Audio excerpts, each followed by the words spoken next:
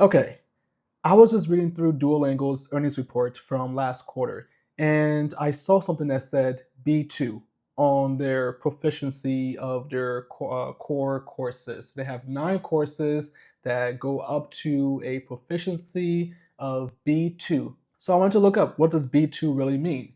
And B2 is on the scale of CEFR, that's Common European Framework of Reference for Languages, which is an international standard used to describe and measure language proficiency, ranging from A1 to C2. It is widely utilized by employers, educational institutions, and language tests to evaluate exact speaking, reading, listening, and writing skills. So a common refrain for Duolingo bears and pessimists and just detractors is that, oh, Duolingo is just a game. It's just a gaming app. You don't really learn anything on there. But if we read this even further and we go to the actual B2, we can see that Duolingo actually delivers real value. And as I've said many times in this channel myself, I've seen in my own life where I can actually speak to someone, at least and just engage with them on the street or in my hotel or at the restaurant with a little bit of Spanish, right? To communicate what I need and what I want. But if we look at the scale CEFR, it says A1 is breakthrough for beginner. So you can understand simple things, very basic phrases, which is probably where I am, right? And then there's A2, way stage or elementary, which you can frequently understand expressions and communicating simple routine tasks requiring direct exchanges of information on familiar matters. So I don't know if I'm there, but I'm getting there, I think. And then we get to B, the B scale, which is independent user, right? And after that, there is proficient user for C, and that's where the scale ends. And there's C1, C2. But let's go back to B. So B has 2 in it. B1 says threshold or intermediate. You can understand main points of clear standard, input on familiar matters encountered regularly at work, school, or leisure, can handle most travel situations, and write simple connected text. That's great. I would love to be at that point. But Duolingo goes further.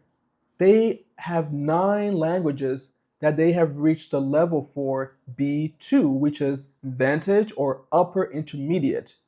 And that means that you can understand the main ideas of complex text on both concrete and abstract topics, can interact with a degree of fluency and spontaneity with native speakers without strain.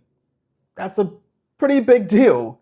So if Duolingo has been certified that they have reached B2 levels of proficiency for their courses that they're teaching their users, their millions of users, 50 million daily active users now, which they're trying to double by 2028 because that's how they keep their flywheel going, right? They want to exploit their flywheel even more because the more users they have, the more paid subscribers they can get, which means more money for us, right? The business, and more investor shareholder value growth, right? I like shareholder value growth because I'm a shareholder.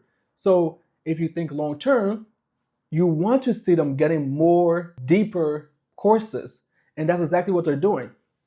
So if we continue, we can actually look at Duolingo's growth, which is continuing, despite what anyone's going to say, despite what the company themselves said. They say, hey, we're going to slow down a little bit. We're going to stop focusing so much on revenue growth and focus more on user growth.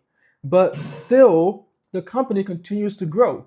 They have 56.5 million daily active users. That's up 21% year over year. They have 12.5 million paid subscribers. That's up 21% year over year. A growth company is probably growing around this rate. 20, 30, 40% growth year over year. Of course, if you want hyper growth, you can go even higher with younger company, but Duolingo is pretty mature now, and they're the top learning app in the entire world, language learning app in the entire world, and they're the number 2 chess app in the entire world now after a few months of being on the market, and they're in math and music.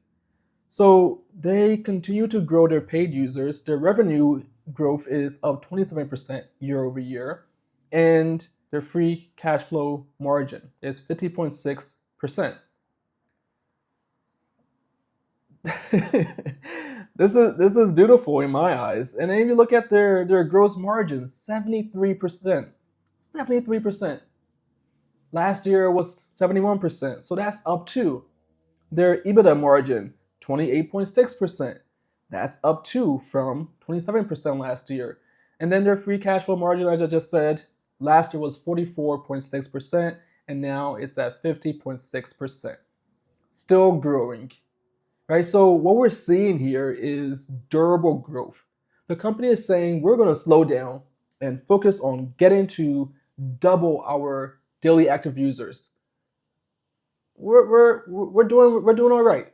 Our business will continue to grow, but we're gonna focus more on getting more users, producing more high quality content in a wider array of areas, including math, music, and chess, and maybe even more. And we're still growing, but of course not as fast as before. But that's for a reason, because we're planning for the long term of this company. We want to build a company that lasts and dominates and monopolizes the space. It's already the top learning app. So they want to continue to be entrenched. And what we've learned over the last 2 decades, 3 decades, is that once these tech companies become entrenched, it's pretty hard to beat them after that. And so Duolingo is saying, hey, we have 50 million people using our app every day. We're already the top. It's hard to beat us. We came after the incumbents and we beat them because they weren't so focused on variety and just growing their user base. But we came into a different approach, and now we are unstoppable. But we want to be so unstoppable that we can do whatever we want and grow users and grow paid subscribers, grow revenues, grow profits infinitely. And that's exactly what they're doing. So I love to see this, and the proof is in the numbers here. The proof is in the CEFR proficiency guidance, right? And certification.